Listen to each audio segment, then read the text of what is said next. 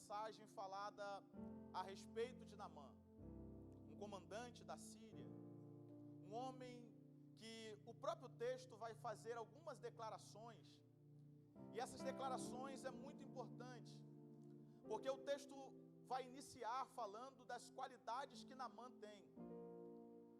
Porém, essas qualidades vão dar que ele é um homem muito respeitado, ele é um homem honrado pelo seu Senhor. E quando fala sobre esse Senhor aqui, não é Deus. Quando fala sobre esse Senhor aqui, está falando sobre o rei da Síria, que por nome é Ben-Hadad II. E além disso, o texto ainda vai dar outra informação, Carlos. Porque além de dizer que ele é respeitado pelo seu Senhor, o texto diz que Deus dera vitórias a Naamã. Não estamos falando de alguém que é israelita. Não estamos falando de alguém que serve ao Senhor. Estamos falando de um ímpio. Mas o texto traz a informação que Deus dera vitórias. Segundo alguns historiadores, essa vitória que Deus dá a Naamã é provavelmente, eu disse provavelmente, a morte do rei Acabe em 1 Reis capítulo 22. Quando você lê da aliança entre Acabe e Josafá, vai dizer que um dos soldados da Síria vai matar Acabe. Então, nós entendemos que provavelmente esse deve ser um momento registrado aonde Deus dera a vitória. Por meio de Naamã, Deus abençoou a Síria. Aqui mostra algo interessante, que o nosso Deus, ele não é um Deus apenas exclusivo daqueles que servem ao Senhor. Ele também é um Deus que abençoa também o ímpio. E aqui é uma prova dessas. Entre várias passagens na Bíblia, você vai ver que Deus não atua somente com exclusividade. Pois bem, entre todas as qualidades, o versículo 1, ele vai se encerrar dizendo de um porém de Naamã. Qual é o porém? Leproso. Se eu perguntar para qualquer pessoa que já ouviu essa mensagem, o que te faz lembrar de Naamã? Todo mundo vai falar sobre a lepra. Ninguém vai lembrar que ele era um homem honrado, que ele era um homem grande diante do seu Senhor, que ele era um homem que Deus deu vitória. Nós temos a tendência de apenas olhar para os defeitos. E esse porém da vida de Naamã que causa um constrangimento na sua vida. Porque a vida é assim, você pode ter 1000 acertos, mas um defeito que você tiver, você será rotulado por aquilo que você cometeu, pelo erro que você cometeu, pela queda que você teve. Nunca as pessoas vão lembrar das suas qualidades. É o que o texto está nos fazendo entender. Ele tem várias qualidades, mas o autor insere, mas apesar de ter qualidades, pode até ter sido abençoado por Deus, mas ele é leproso. Pois bem, o texto diz que ele vai estar voltando para a sua casa, e a informação é que as tropas da Síria invadiram Israel e pegaram cativa uma menina. O texto não traz a informação do nome dessa menina, não sabemos. Essa menina, ela traz uma grande lição para nossas vidas, porque essa menina está indo para a casa de alguém, não somente trabalhar, mas ela está sendo escrava em uma casa. E quando o texto diz menina, não é que ela é adulta, provavelmente ela é ou uma criança, ou ela é uma pessoa adolescente. É por isso que o texto traz a informação de destacar que ela é uma menina, ela ainda não é madura. Imagina só, você agora tirar uma menina do convívio, porque essa menina tem algumas perdas. Essa menina agora é tirada da sua casa. Essa menina é tirada do convívio dos seus pais. Essa menina é tirada do convívio dos seus amigos, do teu ciclo. Pior do que isso, essa menina sai da sua terra e vai para uma outra terra. Igual a pastora saiu da terra lá do Sergipe e veio para a terra do Rio de Janeiro. Mais ou menos isso. Mas ela está sendo tirada dos ciclos. Essa menina aqui, ela nos ensina algo muito grande, Edisandro, que ela tinha tudo para viver uma vida de frustração, para viver uma vida de fracasso. Mas essa menina me faz entender algo interessante, Porque mesmo cativa, ela não esquece quem ela é. Mesmo cativa, ela não esquece de onde que ela vem. A vida não foi fácil para essa menina, mas essa menina não permite que a dor do momento que ela está vivendo impeça ela a exercer o propósito de Deus na vida dela. Essa menina está me ensinando que mesmo que eu mude o ambiente, mesmo que os ambientes sejam mudados, eu preciso ser instrumento de Deus para a vida de alguém. Eu vim pregar nessa noite para alguém aqui, que mesmo que Deus possa permitir que o seu ambiente seja mudado, você precisa ser instrumento de Deus para a vida de alguém. Você precisa carregar uma mensagem, você precisa liberar uma palavra de Deus para a vida de alguém. Essa menina me ensina algo poderoso. Não é porque ela está na Síria que ela precisa se corromper. Não é porque ela está na Síria que ela precisa esquecer do Deus que ela serve.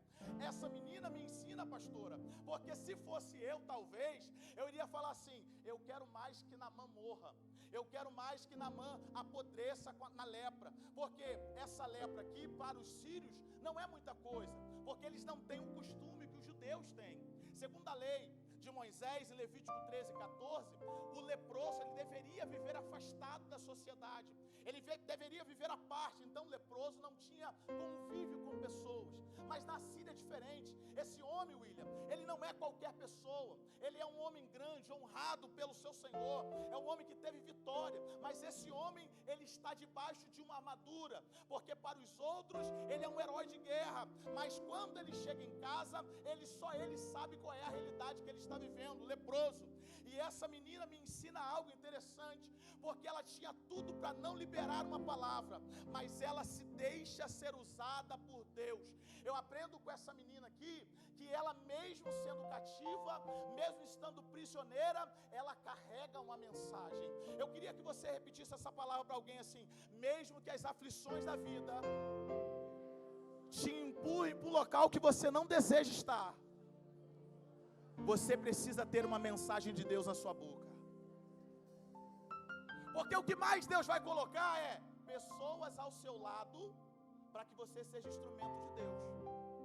Quem nunca aqui já passou por uma prova e alguém chega para pedir oração justamente naquilo que você está precisando? Será que é só eu e a pastora? Geralmente é sempre assim.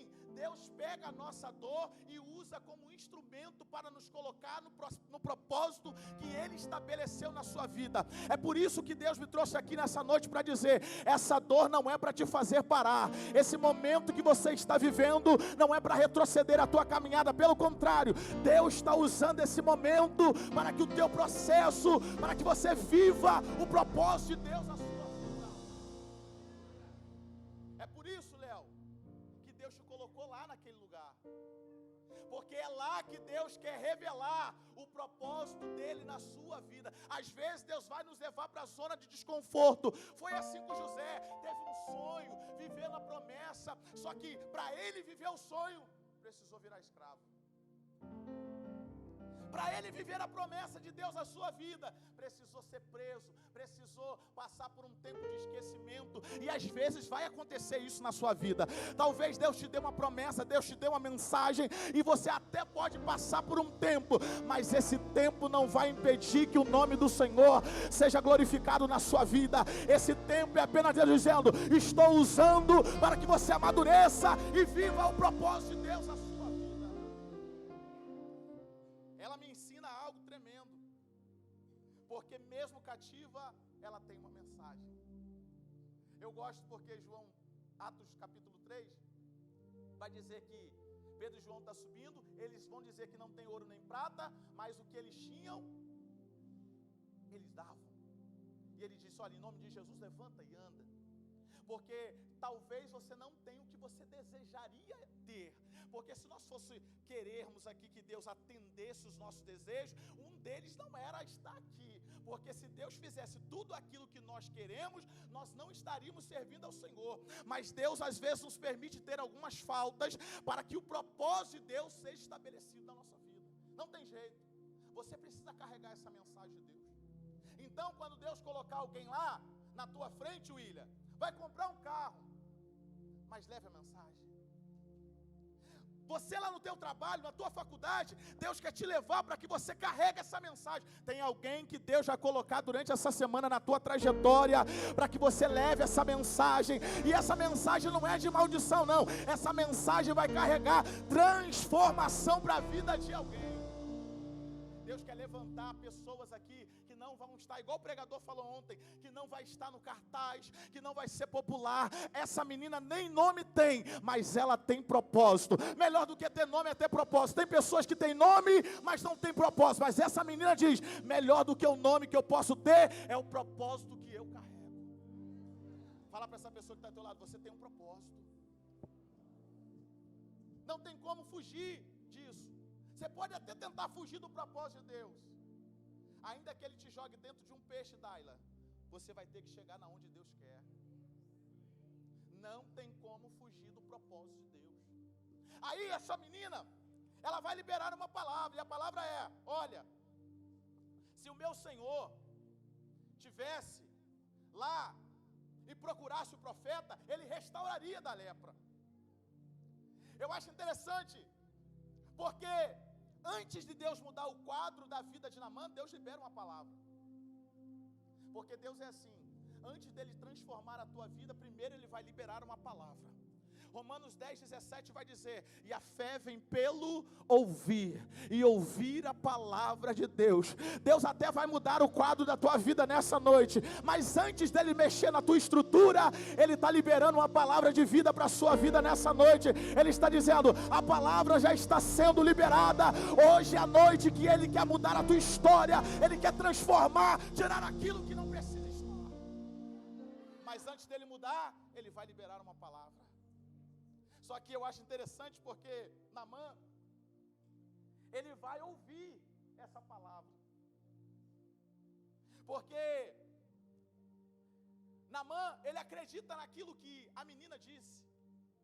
Ele vai até o seu rei, o rei dá cartas, autorizações. Só que com as cartas, Betinho, ele vai levar também alguns presentes. Porque Naamã não sabe que com Deus não se negocia milagre. Milagres não é negociáveis, milagres é para que você viva. Milagre não é aquele negócio que você hoje chega aqui e paga com o dinheiro que você tem. Não, milagre é para que você viva e a glória não seja dada a você, a glória seja dada a Deus. Naamã está me ensinando uma atitude que eu não devo ter diante do Senhor. Com Deus não se barganha milagres. Não sei porquê Deus quer fazer um milagre na sua vida, mas o milagre não é por aquilo que nós merecemos apenas. Milagre não se explica. É por isso que Deus está nos fazendo entender. Ele até vai fazer um milagre. Não, mas não é pelo mérito que você tem. Ele vai fazer o milagre porque você necessita de um milagre nessa noite. Ele vai fazer, sabe por quê? Porque a graça de Deus decidiu te achar nesse lugar. Ele vai fazer, sabe por quê? Não é porque você é bom, não é porque você é capaz, não é porque você tem habilidades, simplesmente porque Deus decidiu fazer. Ele ouve, pega presente. Vai. A menina está me ensinando que as circunstâncias não mudam quem ele é, quem ela é. As circunstâncias não podem te mudar. Você não pode ser um camaleão. As circunstâncias precisam manter a sua identidade. Ela continua sendo serva de Deus, mesmo na Síria. E aí o texto diz que ele vai. Ele prossegue. Leva os presentes. A expectativa de Naamã é: eu vou chegar lá e o profeta vai sair, vai estender um tapete vermelho, o profeta vai botar a mão na cabeça e vai dizer: eis que te digo, seja curado. É a expectativa de Naamã, talvez a expectativa de alguns aqui. Hoje eu vou para o culto, e eu chegando lá, o ministério do louvor vai cantar o hino que eu quero que eles cantem. Quando eu chegar lá, alguém vai se levantar e vai colocar a mão na minha cabeça e vai dizer: a tua fase está mudando hoje. A expectativa de Naamã é essa. Só que quando ele chega na porta do profeta, porque antes disso ele vai no rei, o rei se desespera. Só que Elias, que é aquele que Deus levantou para suceder Eliseu, que Deus levantou para suceder Elias, vai dizer: olha, pode deixar ele vir, porque ele vai saber que em Israel ainda tem profeta. O tempo pode ser até de crise, mas eles precisam saber que há profetas nesse lugar. Ele vem e olha isso. José, ele chega na porta do profeta. A expectativa era que o profeta sairia e estenderia, faria honras para ele, botaria a mão na sua cabeça. Só que quando o profeta ouve que é Naamã, o profeta fala assim: manda ele mergulhar 7 vezes. Cláudia, isso aqui, Cláudia, é frustrante. Além de Deus mandar ele mergulhar 7 vezes, mandou ele mergulhar no Jordão. A expectativa de Naamã é: eu vou chegar lá, ele vai fazer tudo o que eu quero. E nem sempre Deus vai fazer do jeito que você quer. Tem pessoas que entraram aqui nessa noite dizendo: eu quero que seja do meu jeito. E eu vim frustrar a tua expectativa dizendo que nem sempre Deus vai fazer do teu jeito, porque você não sabe como fazer. Mas aquele que é perfeito sabe como fazer o milagre acontecer na sua vida. Sabe por quê? Tem muita gente que quer transformação de Deus, mas não quer ouvir a direção do Senhor para a sua vida. Eu vou repetir. Tem muita gente querendo transformação de Deus, mas não quer ouvir a direção que Deus está mandando. E nem sempre a direção que Deus está mandando bate com a rota que você está traçando. Mas é Deus dizendo: hoje é a noite que eu quero pegar a tua rota e mudar os teus planos, para que a minha vontade seja estabelecida na sua vida. O que você prefere? Continuar na sua rota e viver uma vida de 100 milagres? Ou traçar a rota de Deus para a tua vida nessa noite? Porque essa mensagem aqui, eu confesso a você que eu relutei para pregar ela hoje. É tanto que eu falei assim: se Deus quiser que eu pregue, eu vou prepará-la no dia. Só que desde ontem eu não conseguia abrir outro texto. Eu buscava outros textos para pregar e não conseguia. Eu tentava olhar outras passagens e nada vinha, pastor. E Deus estava falando: é essa. Até falei com a Dailo no pós-palavra.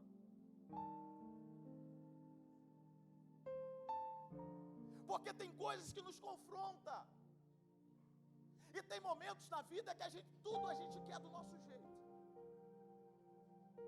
Só que Naamã está ouvindo: vai, desce ao Jordão e mergulha 7 vezes. Porque algo interessante é que a fé que não conduz à obediência, na verdade, não é fé. Vou repetir.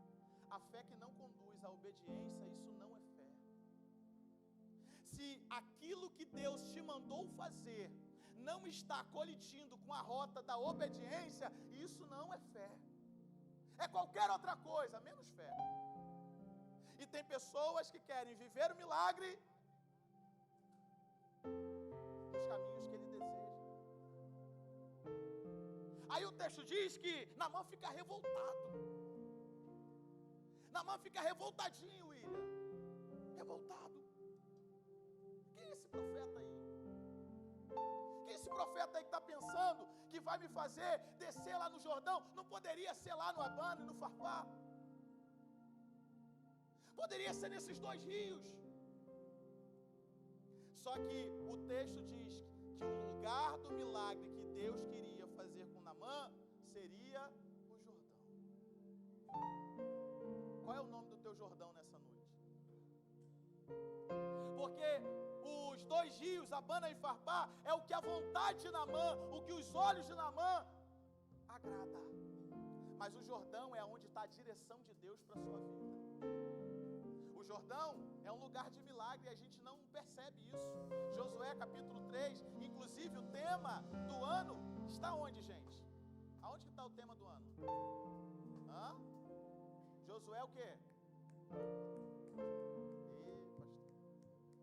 O povo não está ligado. É onde, gente? O tema do ano é onde? Josué capítulo 3. Acabei de falar, gente. Só que o texto que está dizendo santificai-vos é justamente o texto onde eles vão passar onde? Pelo Jordão. Então o Jordão não é somente um local sujo. Um Jordão é um lugar de transição, aonde você vai passar para viver as promessas de Deus na sua vida. E Deus está mandando, olha, hoje à noite você descer ao Jordão. Não é que Deus quer que você se suje, é que Deus quer te transicionar para o local aonde a promessa de Deus vai se manifestar na sua vida. O Jordão foi o local aonde Deus evidenciou o ministério de Eliseu. Lembra quando ele pega a capa? O texto diz que se ele vires, ele ia subir, a capa ficaria com ele. Então quando ele pega a capa, o primeiro local que ele está passando é pelo Jordão.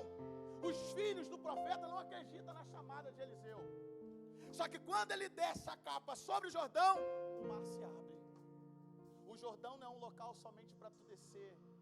O Jordão também é um lugar que Deus quer evidenciar o ministério que Ele tem para fazer na sua vida. Aí você pega Jesus, eu não quero descer no Jordão, mas aonde que Jesus foi batizado?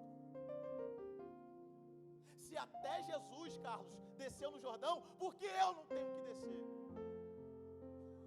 Fala para essa pessoa que está falando, mas com carinho, tá? Para ela não achar que é com ela. Quem é você na fila do pão? Quando eu falei de Josué, quando eu falei de Eliseu, tudo bem, é pessoas carnais igual a gente. Mas quando você sobe para Jesus, aí muda o patamar. Se até ele desceu no Jordão, eu também preciso descer nessa noite. E Deus está falando, desce nesse Jordão, porque é lá que eu quero fazer o milagre que você precisa. É lá que Ele quer fazer. Então desce aí. Aí eu acho lindo isso aqui. Porque por Naamã, ele não iria ao Jordão. Por Naamã, ele voltaria para casa. Mas aí, toda vez que Deus está próximo de fazer um milagre, Ele sempre envia sinais.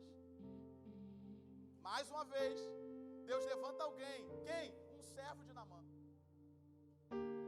Já percebeu que nesse texto, as duas pessoas que são usadas para falar com Naamã é alguém que não tem nome? É alguém improvável? É alguém que você não daria nada pela história da pessoa, mas é justamente esse homem que vai falar, Senhor, meu Senhor. Se fosse para fazer outra coisa, o Senhor não faria. O que é que custa descer no Jordão? Aqui é Deus nos ensinando, William, que existem momentos, e é o que Deus tem falado muito ao meu coração, que Deus vai levantar pessoas para te impulsionar a viver o propósito de Deus na sua vida. Se prepare, porque nesse tempo que Deus está estabelecendo para a sua vida, Deus vai levantar pessoas, não para te falar, volta, desiste, mas é pessoas para falar, vamos juntos, vamos à frente, Deus vai fazer o milagre acontecer. Se prepare, porque para esse tempo que Deus está estabelecendo sobre a tua vida, pessoas serão levantadas para te impulsionar a viver a história que Deus escreveu para a tua vida. Não vai ser pessoas para lançar palavra de derrota, mas vai ser pessoas que vão dizer, prossiga, vai em frente, o milagre vai acontecer.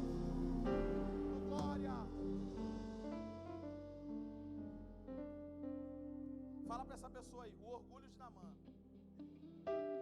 quase cancelou o milagre. O maior problema de Naamã nunca foi a lepra, William. O maior problema de Naamã sempre foi o orgulho. Porque como é que pode um homem grande? Só que qual é o problema do Jordão, Rúdia? Que no Jordão você teria que tirar a capa. No Jordão, você tem que mostrar coisas que só quem tem a tua intimidade consegue ver. No Jordão, você não pode entrar armado, Jean. Você tem que tirar suas armas. No Jordão, você tem que expor aquilo que você esconde de todo mundo. E William, expor aquilo que nós escondemos é difícil. Nosso pecadinho de estimação. É difícil, não é qualquer pessoa, Carlos, que tenha coragem de dizer quem realmente ele é na intimidade. Porque é muito fácil, às vezes nós podemos colocar uma roupa, uma capa e colocar, não, eu sou o santo homem de Deus, pastor Enoque Sampaio.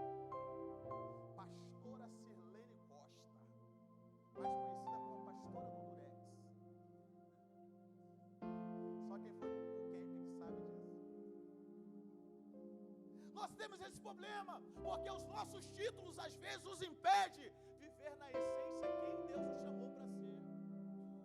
E tem pessoas que estão leprosos, mas servindo. Leprosos, mas servindo, mais doentes. Porque o orgulho não permite ele descer no Jordão e ser restaurado. Aí o texto diz que Naamã é convencido. Naamã é convencido.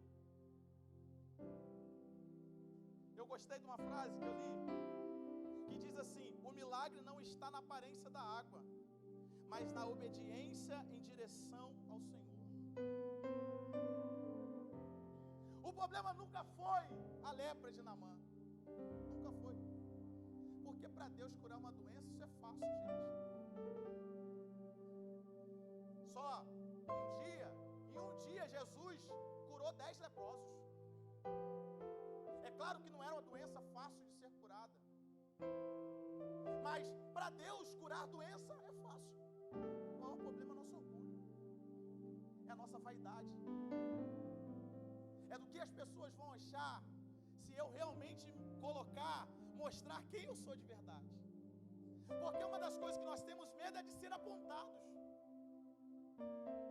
Porque no vídeo lá, William, é lindo. Tudo lindo. Porque o vídeo, se der errado, o que você faz? Você apaga. Ninguém aqui posta vídeo ruim. Né, Brenda? Só coisa top. Edita no CapCut. Se tiver algumas coisinhas, ainda tem uns aplicativos que tira as deficiências.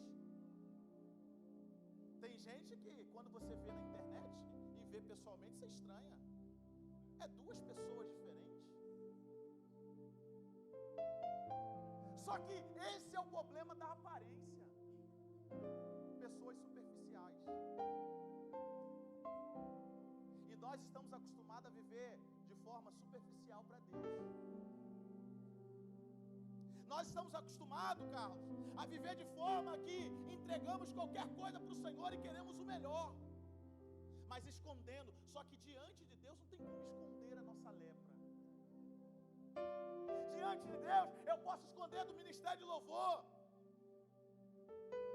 Eu posso chegar aqui na reunião do ministério de louvor e chamar eles na chincha de um pecado que eu cometo. Mas eles não me conhecem. Eles não sabem quem eu sou. Só que esse orgulho aqui, Deus estava querendo tratar com Naamã, não era a sua lepra. Deus queria tratar com Naamã o seu orgulho. Aí ele é convencido pelo seu servo. E o texto diz que Naamã agora vai para o Jordão. Olha isso. O texto diz que a ordem do profeta é: mergulhe 7 vezes. Se fosse o problema só a lepra, no primeiro mergulho, Carlos, já tinha que ter curado. Aqui Deus está mostrando para a gente que nunca foi sobre a lepra. É sobre algo que você precisa deixar cair hoje nesse lugar. Hoje não é o dia de você voltar para casa com a tua lepra. Hoje é o dia de você descer e sair daqui restaurado pelo poder do Senhor. O texto diz que ele fala: olha, 7 vezes. E o 7 é o número da perfeição. Eu que vim da Assembleia de Deus, as campanhas eram 7 semanas. Gente, eu confesso um pecado aqui. Eu já cometi a loucura de fazer a campanha de Naamã da banheira, colocar a banheira no altar, gente. Ainda bem que Deus perdoa o tempo da ignorância. Eu não sabia que não precisava disso. O texto diz, Vini, que era 7 vezes. Por que 7? Porque só vive milagre quem vai até o final. Só vive milagre quem persevera, quem para. E uma das coisas que eu aprendi com as campanhas, é por isso que eu tenho aversão à campanha, é que quem começa as primeiras semanas não são as mesmas que terminam a última. Quem já participou de campanha de 7 semanas aqui?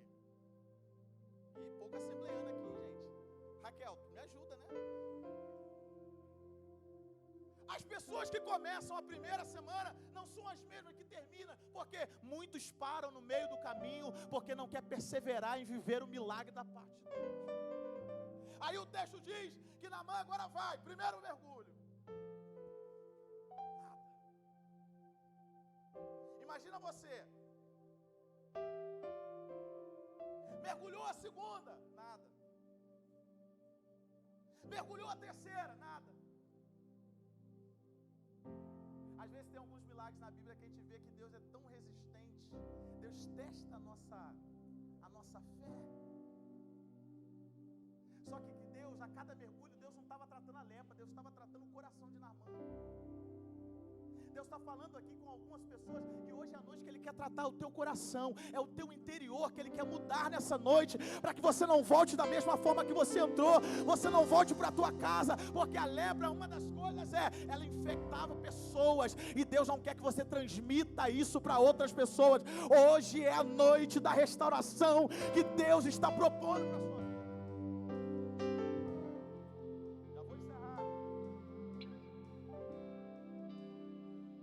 Aí o texto diz que Naamã desce 7 vezes.